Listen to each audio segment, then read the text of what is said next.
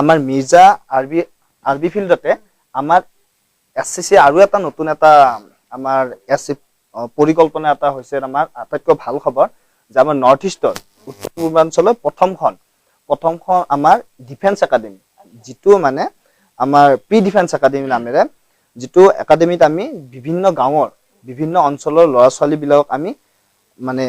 শাৰীৰিকভাৱে আৰু মানে লিখিত পৰীক্ষা আৰু যিকোনো ডিফেন্সৰ লিখিত পৰীক্ষা আৰু শাৰীৰিক পৰীক্ষাৰ বাবে আমি প্ৰশিক্ষণ দিওঁ তেওঁলোকক আগবঢ়াই নিবৰ কাৰণে আমি চেষ্টা কৰোঁ আৰু এই প্ৰি ডিফেন্স একাডেমিত আচলতে এই শাৰীৰিক বা মানসিক বিকাশৰ বাবে বা বিভিন্ন প্ৰতিযোগিতামূলক পৰীক্ষাৰ বাবে আপোনালোকে যিহেতুকে আগবঢ়াই লৈ যাবৰ বাবে আপোনালোকে প্ৰশিক্ষণ প্ৰদান কৰে কিন্তু এই ক্ষেত্ৰত এতিয়ালৈকে আপোনালোকৰ তাত কিমান ষ্টুডেণ্ট আছে বা কিমান ষ্টুডেণ্টে সফলতা লাভ কৰিছে আমাৰ প্ৰায় 115 গৰাকী শিক্ষাৰ্থী আছে ইয়াৰ ভিতৰত আমাৰ আগতে প্ৰায় 6 গৰাকী শিক্ষাৰ্থী আমাৰ পাছ কৰি মানে সফল হৈছে চাকৰি পাইছে